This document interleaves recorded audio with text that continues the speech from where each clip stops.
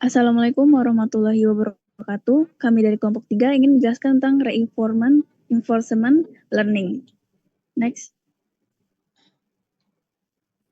Di kelompok kami beranggotakan 4 orang. Yang pertama saya sendiri, Tiana Moni Mania, C2C023083, kemudian Aga Sicita Wulandari, NIM C2C023095, kemudian Anang Sugeng Riyadi, C2C023109, kemudian ada Taufik Saputro, C2C023101.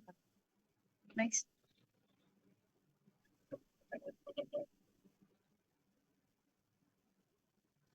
Pengertian dari reinforcement learning, yaitu salah satu cabang machine learning yang berfungsi untuk membantu sistem dalam membuat serangkaian keputusan. Dalam prosesnya, agen belajar mencapai tujuan melalui literasi, interaksi dengan lingkungan yang kompleks dan tidak pasti. Pembelajaran dilakukan dengan banyak percobaan untuk menemukan tindakan yang menghasilkan feedback terbaik. Tujuan akhirnya adalah memaksimalkan reward dan membentuk perilaku optimal tanpa menggunakan training dataset. Next. Kapan menggunakan reinforcement learning? Berikut alasan utama untuk menggunakan reinforcement learning. Yang pertama itu untuk membantu menemukan situasi mana yang membutuhkan tindakan. Yang kedua, bantu menemukan action mana yang menghasilkan reward tertinggi selama periode yang lebih lama. Yang ketiga, menyediakan fungsi reward sebagai agen pembelajaran. Kemudian memungkinkan untuk mengetahui metode terbaik untuk mendapatkan reward besar. Next. Komponen penyusun. Yang pertama ada polisi, yaitu perilaku agen dalam waktu tertentu. Perilaku ini mencerminkan pengaruh kondisi lingkungan terhadap perilaku yang muncul. Kemudian ada reward signal, yaitu hadiah yang bisa didapatkan dari tujuan reinforcement learning. Di setiap kondisi, lingkungan akan mengirimkan komponen reward signal kepada agen. Next. Kemudian dilanjutkan oleh Cita. Selanjutnya ada komponen penyusun yang ketiga yaitu ada value function. Value function atau fungsi nilai yaitu sumber informasi mengenai kondisi atau situasi dan jumlah reward yang didapatkan agen. Yang keempat ada model of the environment, yaitu komponen model atau yaitu agen berperilaku sesuai dengan kondisi lingkungan mereka. Hal ini sangat erat kaitannya dengan kemampuan agen dalam memprediksi kondisi lingkungan untuk merencanakan tindakan selanjutnya. Next.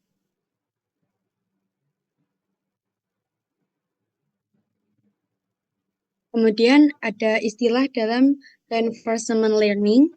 Yang pertama ada agen, yaitu sebuah entitas yang diasumsikan melalui aksi atau action di environment untuk mendapatkan beberapa reward. Yang kedua ada environment, yaitu skenario yang harus dihadapi agen. Yang ketiga ada reward, itu feedback langsung yang diberikan kepada agen ketika dia melakukan action atau tugas tertentu.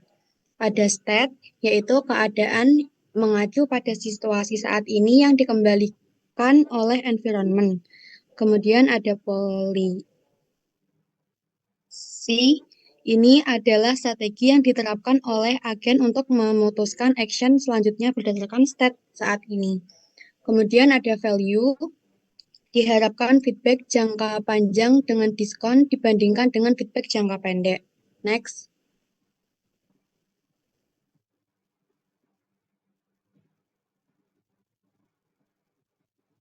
Kemudian value function ini menentukan nilai state yang merupakan jumlah total reward. Ada environment model, ini meniru perilaku lingkungan, ini membantu kita membuat kesimpulan yang akan dibuat dan juga menentukan bagaimana environment akan berperilaku. Kemudian model based merupakan metode pemecahan masalah reinforcement learning yang menggunakan metode berbasis model. Kemudian yang terakhir ada action value. Ini sangat mirip dengan value. Satu-satunya perbedaan antara keduanya adalah bahwa dibutuhkan parameter tambahan seperti tindakan saat ini. Next.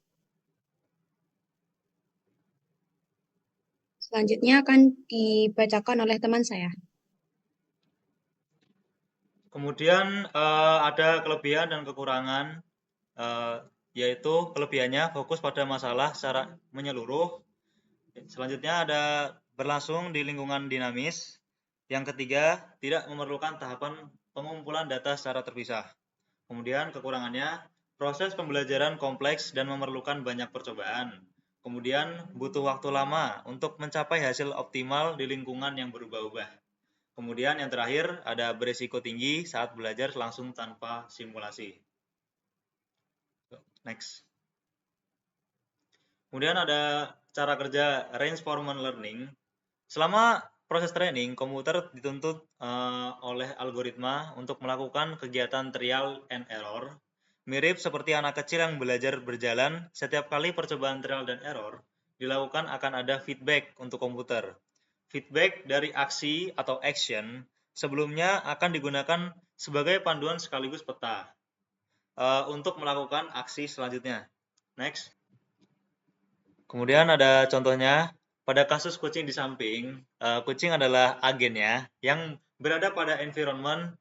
Dalam hal ini, environment itu adalah rumah. Contoh state adalah kucing duduk, dan kita menggunakan kata khusus untuk kucing agar berjalan.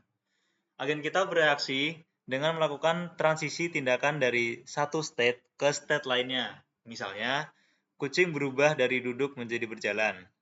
Reaksi agen adalah suatu tindakan dan police adalah metode pemilihan tindakan yang diberikan suatu state dengan harapan hasil yang lebih baik.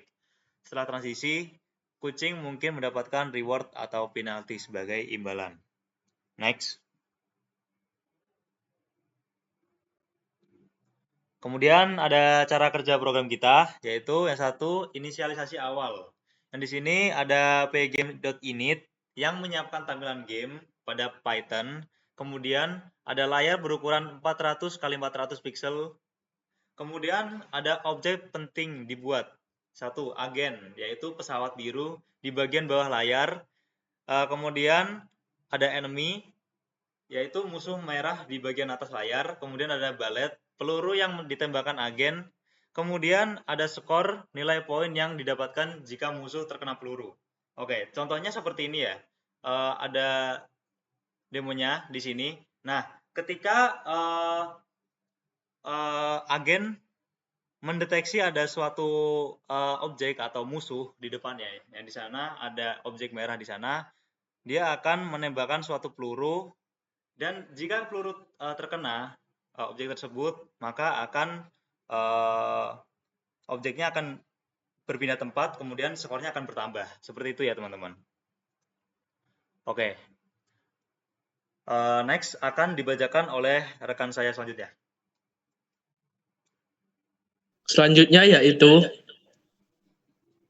aturan atau rule-based policy. Fungsi just action menentukan aksi agen secara otomatis. Ada 3 aksi, left, right, shoot, dengan peluang 20% epsilon 0.2 agen melakukan aksi acak. Selain itu, agen mengikuti aturan sederhana. Pertama, jika posisi pesawat lebih kiri dari musuh, maka akan bergerak ke kanan. Jika lebih kanan dari musuh, maka akan bergerak ke kiri. Ketiga yaitu jika sejajar, maka akan menembak. Next. Loop utama game. Setiap 0,3 detik akan memilih aksi baru. 2. Jika aksi shoot, peluru ditembakkan ke atas. Ketiga, jika peluru menyentuh musuh, skor bertambah 10 poin dan musuh berpindah ke posisi acak baru. 4. Yaitu visualisasi. Fungsi draw window menggambarkan semua elemen agen musuh, peluru, skor. Layar terus diperbarui. Pygame display update. Kelima yaitu berhenti. Game berjalan sampai jendela ditutup. Pygame quit. Next yaitu program ini meniru cara kerja agen RL yang belajar mengambil keputusan aksi dalam permainan untuk mendapatkan reward dalam hal menembak musuh untuk mendapatkan skor. Program ini menggunakan rule-based policy sederhana, yaitu aturan yang ditentukan secara manual untuk memilih aksi tanpa benar-benar belajar dari pengalaman. Aturannya yaitu yang pertama, jika musuhnya di kanan, akan bergerak ke kanan, jika musuh ke kiri, akan bergerak ke kiri, dan jika agen sejajar, maka agen akan menembak. Setiap kali peluru mengenai musuh, skor bertambah dan musuh pindah ke posisi acak. Next. Kesimpulan, reinforcement learning merupakan metode pembelajaran mesin di mana agen belajar dari interaksi dengan lingkungan untuk mencapai tujuan dengan memaksimalkan reward.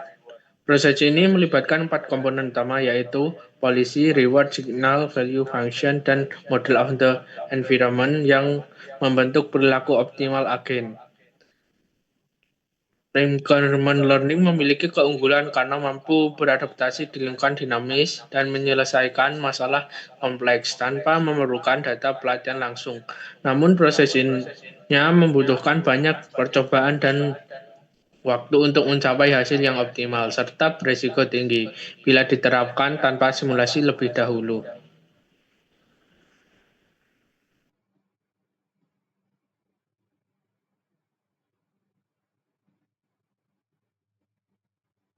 Baik, itu saja yang dapat kami sampaikan.